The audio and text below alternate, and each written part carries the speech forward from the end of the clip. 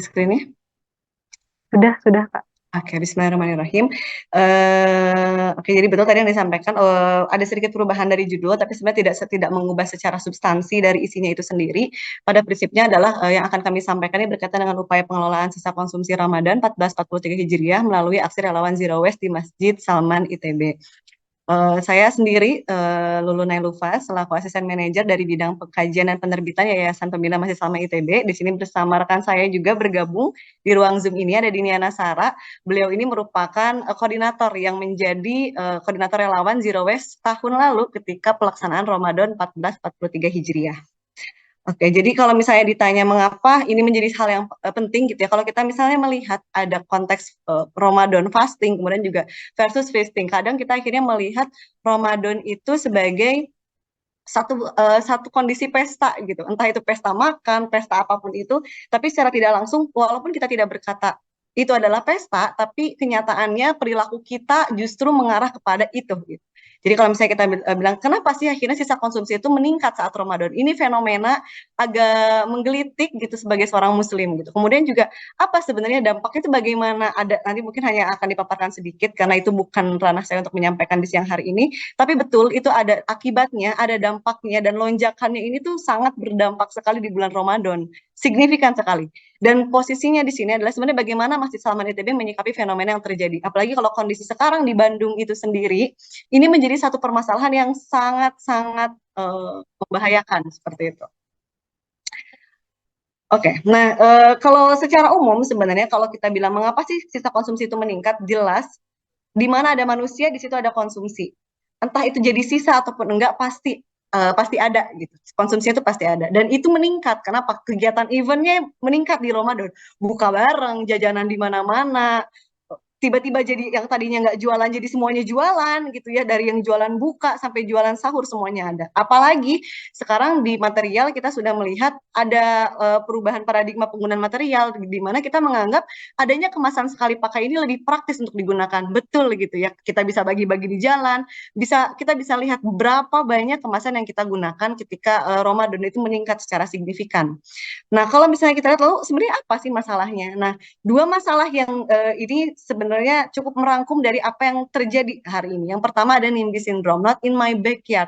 Ini sebenarnya menjadi sindrom yang rasanya dimiliki oleh hampir dari setiap kita. Kita merasa ketika kita sudah melakukan sesuatu dan itu buang sampah gitu pada tempatnya, oh ya udah kita bilang ini buang sampah pada tempatnya dan itu cukup gitu, kita merasa oh memang sudah pada tempatnya, tapi ada banyak hal yang luput kita lihat gitu, apakah cara kita membuang sampah itu sudah betul, tapi yang kita lihat setidaknya itu di rumahnya bersih. Kalau kita ngomong di masjid, yang penting masjidnya bersih. Yang penting udah ada yang ngangkut. Entah diangkut kemana, entah setelah diangkut dikemanakan, itu terkadang kita tidak peduli dengan itu. Yang penting apa? Masjidnya bersih, jemaah pun nyaman sholat, tapi kita lupa kemana itu sampah perginya. Apalagi yang sekarang menjadi satu paradigma umum di Indonesia itu sendiri adalah apa? Paradigma campur. Setelah dicampur dikumpulkan, kayak gini ya kalau lihat di gambar ini campurin satu kresek buang, satu kresek buang, satu kresek buang, berasa udah buang sampah pada tempatnya gitu. Padahal mah nggak tahu ketika itu dibuang, diangkut setelah dikumpulkan oleh satu kota, diangkut dan kita lihat berakhirnya seperti yang di gambar paling sebelah kanan. Ini hampir terjadi di seluruh kota di Indonesia. Walaupun memang sudah ada beberapa best practice di beberapa kota, tapi itu masih belum bisa mewakili keberhasilan kita dalam pengelolaan sampah di Indonesia itu sendiri. Apalagi ya di dunia pun juga masih demikian. Akibatnya nih apa? Ini salah satu yang sebenarnya baru banget kemarin gitu ya, kita sama-sama memperingati ada satu tragedi yang itu menjadikan kita lebih aware dengan kondisi persampahan di Indonesia itu sendiri, yaitu tanggal 21 Februari di tahun 2005 itu ada tragedi meledaknya TPA Lewi Gajah. Apa sih penyebabnya apa? Yaitu ada gas, kalau tadi kita ngomong semuanya dicampurin. Salah satu yang dicampurkan itu adalah sampah organik yang padahal kalau kita bilang secara alami ketika Allah menciptakan organik itu bahkan nggak kita buang ke tong sampah kalau kita ngomong ya. Ada nih orang, ada habis makan pisang kulitnya dibuang-buang aja dia ke pekarangan ibarat kata lagi gitu ya, ke pot gitu. Kita bilangnya ih jangan buang sampah sembarangan, padahal itu lebih baik daripada kita buang ke tempat sampah yang tercampur. Kalau kita bisa bilang ya, kalau satu orang sih masih aman, tapi jangan kita jadikan ya udah semuanya buang aja tuh ke pengarangan. Kalau satu kotak buang ke pengarangan kan repot juga gitu ya. Jadi ini juga harus hati-hati dalam kita memandang segala sesuatu. Gas yang dihasilkan ini itu ya itu tadi ketika ditumpuk paling dasar makin lama udah tidak ada oksigen dan proses itu akhirnya menyebabkan ledakan di tahun 2005. Tahun ini gitu kita udah hampir 20 tahun, hampir ya, belum, tapi ya Allah kita mau sampai kapan masalah sampah ini masih belum selesai. Padahal kalau kita ngomong umat muslim gitu, umat muslim ini harusnya rasanya paling selesai dengan ngomong kalau udah ngomongin kebersihan, toharoh dibahas terus gitu, tapi rasanya kenapa gitu pengelolaan sampah ini masih jadi masalah. Inilah kenapa akhirnya Salman bergerak. Dan kalau misalnya bicara konsumsi bijak ini seperti apa? Sebenarnya paling dasar dari apapun di kehidupan ini adalah bagaimana pola pikir seorang manusia. Ini tuh udah jadi kunci banget. Sekali manusia berpikirnya baik dan juga benar, kayaknya kita akan baik-baik aja sih kehidupan. Tapi kondisinya sekarang kita harus selalu rethink, apakah ini udah benar? Dan kalau kita bisa bilang, kita harus terus bertanya gitu, minta tolong terus sama Allah gitu kan, ya benar nggak sih apa yang kita lakukan? Apakah pemilahan itu adalah langkah yang betul? Kita harus selalu bertanya, rethink. Kemudian juga reuse, dan udah banyak R yang lain, responsible, recycle, kemudian juga dan R yang lain. Dosen saya sampai 20 R dan lebih itu ternyata banyak banget yang itu sebenarnya itu mendorong seorang manusia untuk lebih berperilaku yang lebih bijak dalam konsumsi. Nah, kenapa harus ada aksi relawan zero waste? Pertanyaannya sebenarnya ini pertama gitu ya, belum banyak sebenarnya di kepanitiaan dimanapun, jangan jauh-jauh mungkin ya, di Salaman aja aku bisa bilang mungkin baru beberapa tahun belakangan gitu ya, di ITB sendiri pun juga belum banyak, tapi kalau kita ngomong kepanitiaan apakah selalu ada divisi zero waste? Nah, ini akhirnya kita di program panitia pelaksana program Ramadan dan Idul Adha di P3RI, ini akhirnya kita bentuk satu divisi yang namanya kepanitiaan zero waste. Itu divisi yang satu bidang dengan operasional bareng sama konsumsi juga. Kenapa kok barengan konsumsi sama zero waste di satu operasional? Jelas kalau konsumsinya kalau kalau aku selalu bilang kayak gini, kalau zero waste nggak mau repot, berarti konsumsi yang bakal repot. Kok bisa repot gitu konsumsinya? Iyalah, berarti ada kemasan yang itu harus kita pikirkan bagaimana caranya agar kemasan itu tidak banyak. Tapi kalau akhirnya konsumsi memutuskan untuk membagikan makan ke jemaah misalnya atau apa, akhirnya menggunakan banyak kemasan, divisi zero waste nih yang repot. Kenapa repot? Karena apa? Ya harus milah, harus mikir itu sampah harus diapain gitu. Akhirnya di kemarin pun kita coba gerakan lagi, kita bikin pembagian tugas dari edukator, runner, dokumenter, kita bentuk edukasi optimal mungkin, kita keliling jamaah setiap ada makan, jangan lupa dipilah, jangan lupa dihabiskan itu, habiskan yang nggak kemakan silahkan dikembalikan ke panitia. Itu tuh kita keliling ke anak-anak panitia gitu ya, keliling dan kita dokumentasikan semuanya. Dokumentasi baik itu secara data ataupun dokumentasi secara visual gitu. Karena itu semua penting gitu untuk bagian dari campaign ini. Terus kalau misalnya ditanya, emang berapa orang sih yang terlibat selama 30 hari Ramadan gitu? Misalnya kita bilang secara maksimal, di sahur dan di berbuka. Ini satu tantangan yang sangat-sangat menarik sebenarnya. Tahun kemarin, faktanya relawan yang terlibat di divisi khusus Zero Waste aja itu ada 21 orang. Kalau ditanya apakah mereka ketika mendaftar ke panitiaan semuanya di pilihan satu, mungkin bisa saya bilang hampir setengahnya enggak mendaftar Zero Waste di pilihan ke satu. Tapi ya qadarullah mereka bertahan hingga akhir ada sekitar 15 orang bertahan. Lalu apa sih yang penting untuk disampaikan di sini? Yang pertama, 21 orang ini tuh angka yang kecil, angka yang sedikit sebenarnya. Kalau kita lihat dengan urgensi dari aktivitas yang akan dilakukan. Itu sungguh sangat sedikit sebenarnya 21 orang. Kalau oh banyak gitu. Ya kalau memang dibandingkan divisi dokumentasi yang mungkin hanya sebagian orang, jelas ini banyak. Tapi dengan aktivitas yang akan dilakukan, ini angka yang sangat riskan dengan maksimum jemaah di Salman bisa mencapai 3.000 atau sampai 5.000 jemaah satu hari ketika beraktivitas. Ini repot sekali kami merasakan. Dan sisi negatifnya memang kita lihat, iya memang masih belum banyak orang tergerak untuk mau terlibat dalam aksi seperti ini. Dan mungkin juga di daerah Bapak Ibu dan Akang Teteh sekalian gitu ya di kampusnya masing-masing. Dan optimisnya apa? Optimisnya adalah masih ada harapan. Masih ada harapan untuk kita bergerak bersama di bidang ini dan untuk menyelesaikan masalah ini. Sebenarnya seperti itu. Nah, apa sih sebenarnya corong aksi dari relawan Zero Waste ini? Kita ada mengedukasi, ada melakukan pemilahan. Edukasi ini nggak cuma poster, nggak cuma kita bikin pamflet, nggak cuma itu apa, tapi kami jagain tempat sampahnya. Kami bangun infrastruktur pemilahannya, kami pantau Mau sampai antri sekalipun, itu kami pantau semuanya harus memilah. Memang nggak muluk-muluk sebenarnya. Kalau misalnya, kalau aku kemarin bilang ke Sarah dan tim gitu ya, ke tim relawan Zero Waste, pastikan yang organik itu terpilah 100%. Karena itu masalah utama kita. Kita memang ingin membangun pemilahan yang 100% di semua jenis. Tapi kita juga harus punya, apa ibarat kata ya kita targetnya apa dulu nih gitu. Minimal, aku bilang, minimal organik itu 100% terpilah. Minimal jangan sampai ada organik masuk ke material yang lain gitu. Karena itu permasalahan kita. Kita tunaikan tanggung jawab kita, kalau yang dari tanah kembalikan lagi ke tanah. Yang organik kita uraikanlah dengan seharusnya, karena memang itu harusnya kalau memang dari tanah kembalikan lagi lah kepada semulanya. Memilah sampahnya kita pilah, kemudian juga mengukur, kami ukur, kami timbang gitu ya, kemudian juga kami catat segala sesuatu datanya, kami kelola, yang ini dipilah disimpan di mana, yang ini disimpan di mana, yang bungkus plastik di mana, yang akan dibawa ke TPA di mana, yang akan dikompos kemana, yang mau ke Magot kemana, yang mau diolah ini kemana.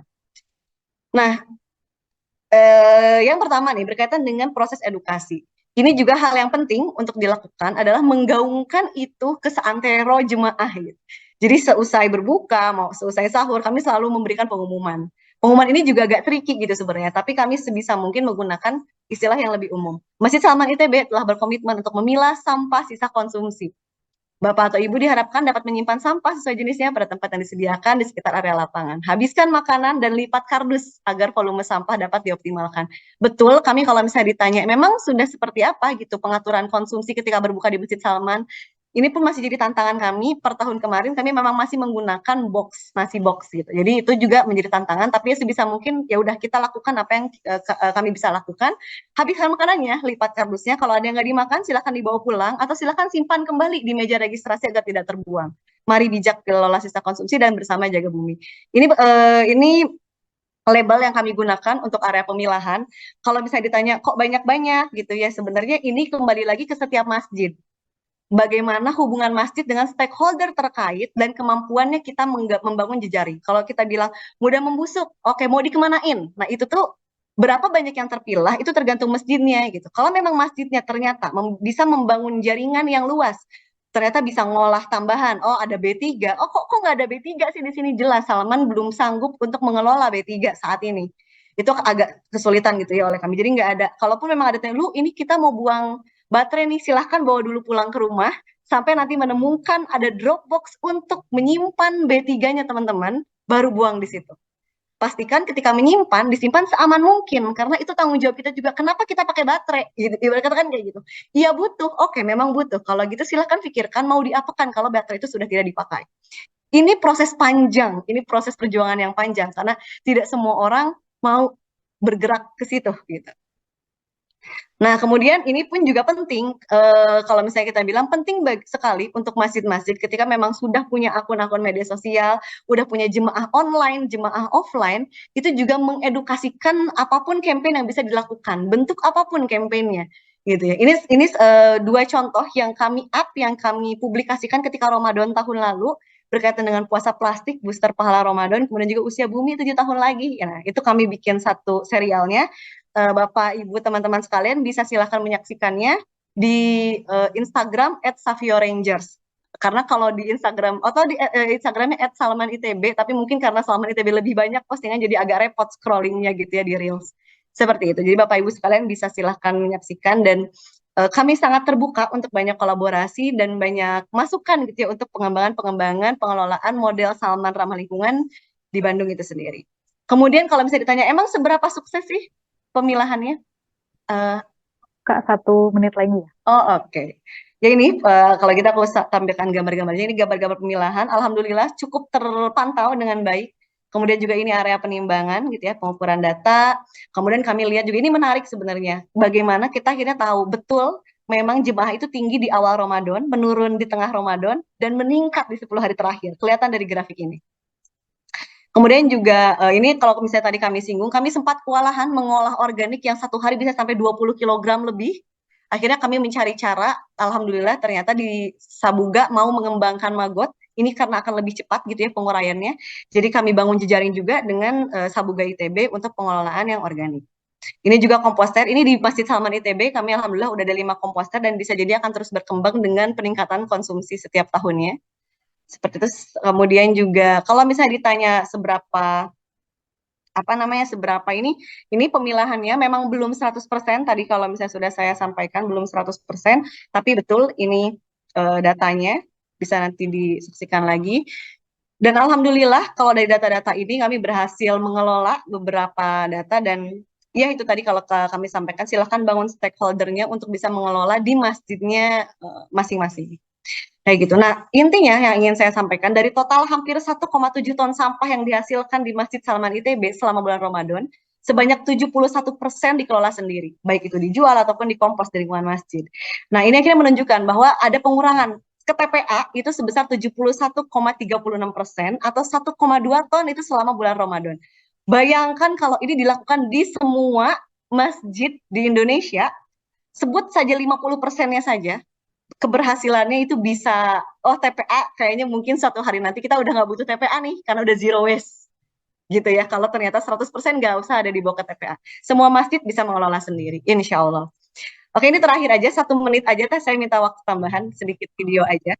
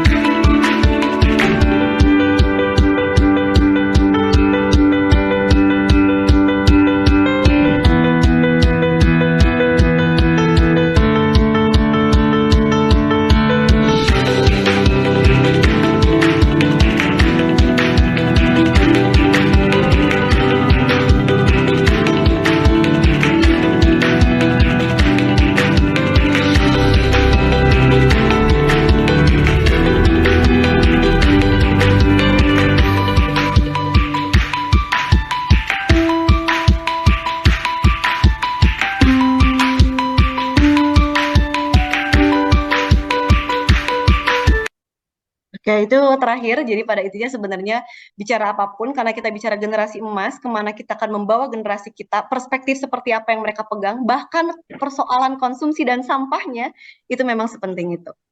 Oke, terima kasih banyak. Kalau teman-teman Bapak Ibu yang memang ingin menghubungi kami, silakan bisa ngeklik bit.ly/halo Savio Rangers. Itu nanti akan terhubung ke WhatsApp kami. Pada prinsipnya, yuk mari bersama menegakkan adab untuk membangun peradaban. Terima kasih banyak. Assalamualaikum warahmatullahi wabarakatuh. Waalaikumsalam warahmatullahi wabarakatuh. Masya Allah, ini jadi selain sarana untuk berbagi, tapi juga sekaligus mengajak juga untuk semua teman-teman yang aktif di masjid kampus masing-masing. Baik, karena masih ada dua, ternyata untuk sesi tanya jawab nanti mungkin kita satukan di akhir. Terima kasih banyak kalau untuk penjelasannya terkait zero waste. Semoga bisa menginspirasi teman-teman yang lain juga.